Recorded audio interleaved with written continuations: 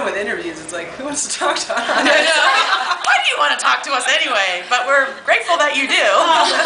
Come on, no, it's join this idea of like getting bigger and stuff. I think that obviously you met the Iron Maiden guys, right, or not? Two of them. So I could never imagine like having a band and suddenly getting bigger and meet one of my, I don't know, my idols that I, of course, it's yours idols too. So how do you react with this opportunity? You poop a lot. Nerves, oh my god. Yeah, it's very nerve-wracking. I still remember the experience. Steve Harris and Bruce Dickinson, we were playing with her and Steve and Bruce, where we saw them in the audience, and it was a little nerve-wracking, but the big highlight, Steve came to us after the show and told us, you know, that he thought we did a good job, and yeah, you can't get better than that. Yeah, he was entertained. He thought the show was entertaining. They stayed for the whole show. Dude, these are your songs. They'd leave after one song, like, okay, but they stayed for the whole song, the whole show. Yeah, that's so cool. And do you have any preferences on playing songs? Like you prefer the old ones on the set list? How do you choose the songs to play? We're women, so our mood can, you know. Whichever song. My hair look good. I want to play this song right now, and then when we play the set later, God, that song. Why did we do that one? You know, some favorites too. Yeah, I mean, we have to have our personal favorites. And then the ones we play. loathe. Like, there's still songs that we play live. In the middle of the song, I'll turn them into like, I hate this. Oh, we like it, but there's a difference between liking the song and then not liking playing it so much. Beating it like, to death. Yeah. It's like, okay, I think I've played Holland like maybe 230 times. You can imagine what the real Maiden feels like. Yeah. Yeah, I bet the real Maiden is like, oh. That's probably why they don't play this stuff anymore. And which are your personal favorite songs? I know it's hard, like we have like listen to 15 or play? top to listen to. It's always like this. I know. I would just say that the first 3 albums are probably my favorites. I agree with you. So that's my answer. Pretty much Power Slave is my favorite album, but I love songs off of Peace of Mind and Number of the Beast as well.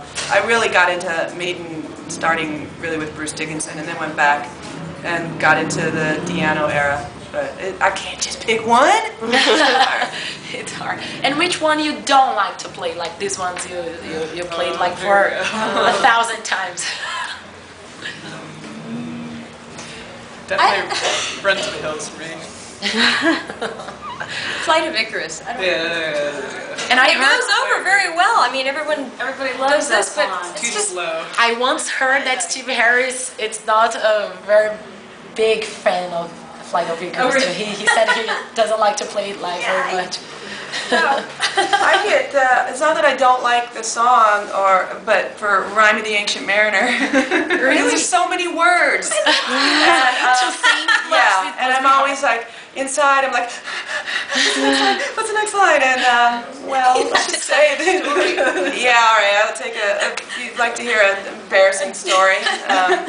Actually, the first time we did this song live, and it was a big deal show for us. It was at a venue in Southern California, and we were taping it for a possible DVD, and I was pretty new into the band, and I didn't have all the words memorized, but I had made cheat sheets, had the lyrics printed out, and there's so many words. They were printed on 6 sheets of paper. they were impressive. They were, yes, because I wanted them to be large enough, so I'm revealing all my trade secrets here, so that, you know, I didn't have to like look like this. I could just kind of like cast my eyes that way and read, and then I had them taped all over on the floor on the stage, and it was a tall stage, so people couldn't really see the floor level of the stage. Some over there, and it's like kind of working with multiple TV cameras. You look in here, and then you go to this page, that page.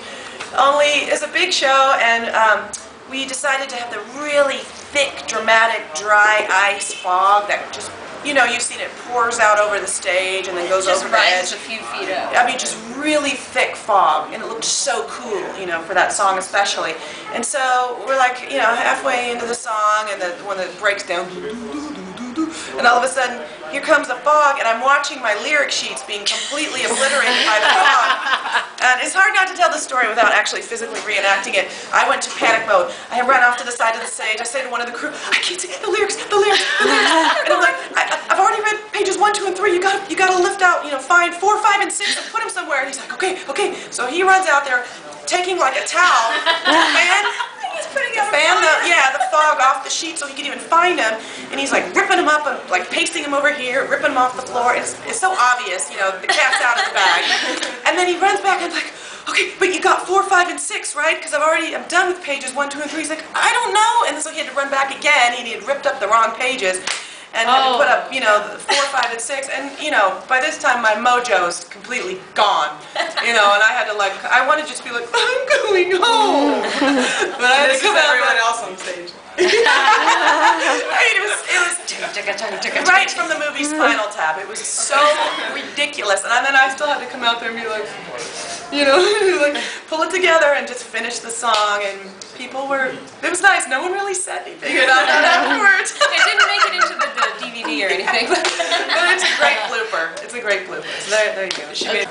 Just to finish this one, I would like you to leave a message. To first tell what are your expectations for the concert here in Brazil, and to leave a message for our listeners to Heavy Nation, our metal radio here in Brazil. So feel free to speak anything.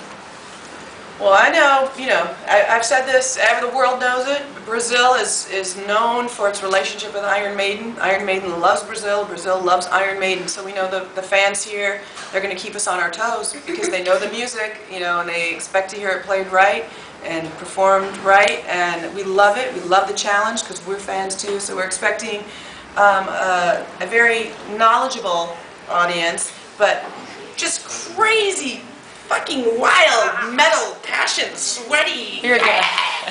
And so, Brazil has a reputation to uphold here, so we expect nothing short of that, but we're looking forward to just having this community love of Iron Maiden together. Love fest. A Maiden love fest. And if we can walk away with even 25% of the love that Brazil has for Maiden, maybe now they can have for the Iron Maidens. Yeah. That would be great. It's a love.